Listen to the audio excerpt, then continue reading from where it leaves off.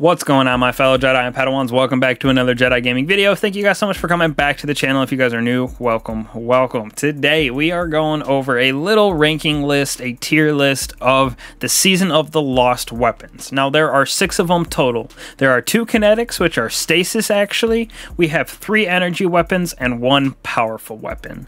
So, to get these 6 weapons, there are a variety of things that you can do. The Shattered Realm chests and completions drop them. Going through those astral alignments, those can award them, especially that Wayfinder's chest at the end.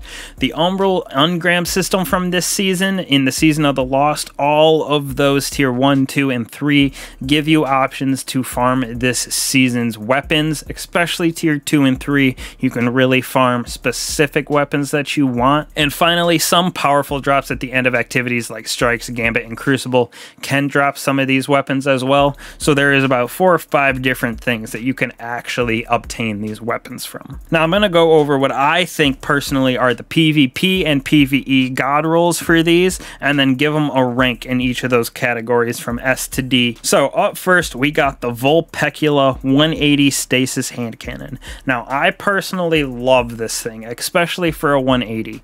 Definitely 180s struggle in the meta, with 120s and 140s being so good. You definitely get outranged most of the time. But this 180 to me actually holds its own pretty well in PvP and in PvE. So first off, PvP god roll. I think you go Hammer Forged Rifling, Accurized Rounds, Killing Wind to get that little extra range to compete with those 140s, and then finally Explosive Payload, because one of the best PvP perks in my opinion.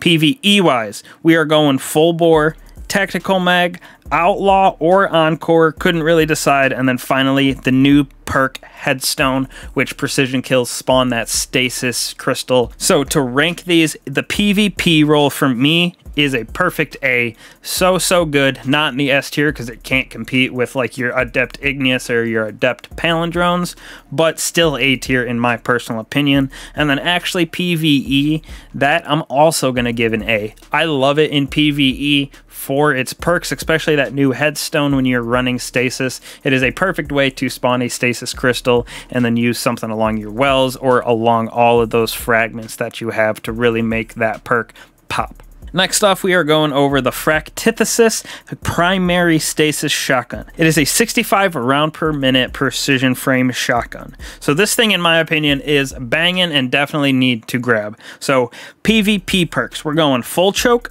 Accurized Rounds. You can go Quick Draw or Slide Shot. I prefer Slide Shot, and then Opening Shot for that 4th. For our PvE roll, I'm going Barrel Shroud, Assault Mag, Dual Loader, and Trench Barrel. Now, the PvP roll for this Fractithesis, in my opinion, is S tier. It's a kinetic weapon, and this thing absolutely slaps right up there with the Rice Walker from Iron Banner. For a kinetic shotgun, definitely grab this one for PvP, S tier. For PvE though, this Fractithesis is probably a D tier, bottom of the barrel. There is a lot better shotguns out there for ad clear, DPS, everything like that. Not really too many good perks on it PvE wise, so we're putting it in the D tier. Alright, moving on to our energy weapons. We have 3 of them. First off, we have the Cryserla Mellow, the Solar Auto Rifle, which is a high impact 360 rounds a minute.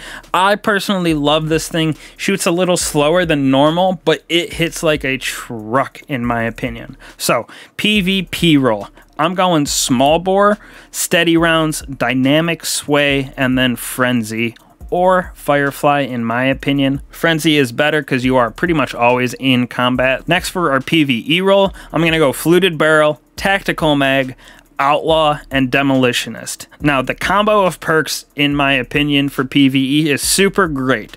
But to rank these PvP-wise, I'm going to go A tier, in my personal opinion. For auto rifles, this thing slaps super hard. As you can see, I have it playing in the gameplay behind me, a combination of the Fractithesis PvP and then the auto rifle PvP, and I think that they are both great. Definitely put the auto rifle in the A tier.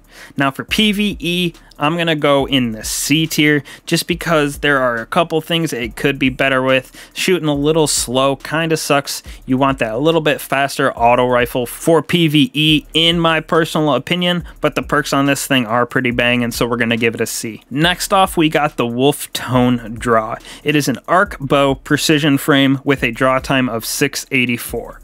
Now, this thing is pretty average in my opinion. There are some better arc bows out there, but it is an arc bow, so we are keeping it in the middle tiers. So, PvP roll. I'm going polymerized strings, compact arrow, impulse amplifier, and dragonfly. So that's PvP. Next, PvE, elastic string, fiberglass arrow, archer's tempo, and dragonfly again.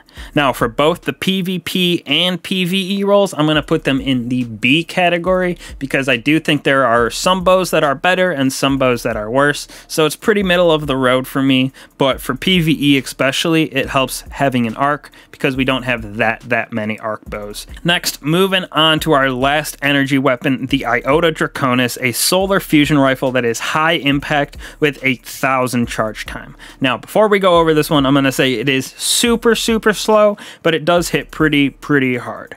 So, for the PvP god roll, I'm going hammer forged rifling, liquid coil, under pressure, and high impact reserves. Again, pretty average compared to your other fusion rifles for PvP. Now, PvE roll, I'm going fluted barrel, enhanced battery, feeding frenzy, and then frenzy.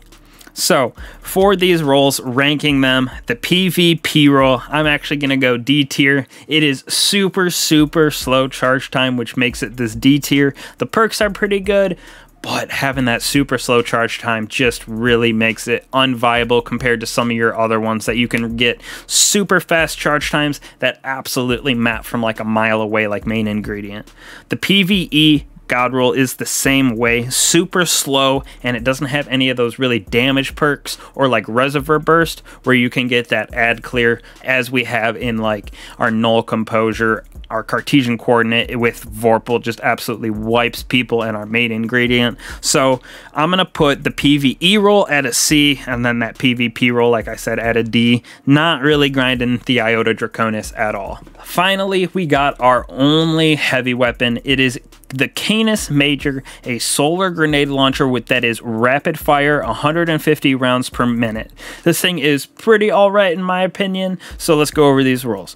Quick launch, high explosive ordnance, impulse amplifier, and then chain reaction for your PvP roll. I think it's pretty good in my personal opinion, but there are better ones. Now for the PvE roll, I'm going linear compensator, spike grenades, clown cartridge, and then in that last slot, either go chain reaction or Vorpal weapon, depending on what you're using it for. Chain reaction for ad clear, Vorpal for a little extra damage. For this weapon, the PvP god roll, I think you comes in at like a C in my personal opinion. There are definitely better grenade launchers out there. I have a Blast Brute from the Season of the Hunt that I absolutely love. Its blast radius is better than this Canis Major, so I'm putting it at the C tier for PvP.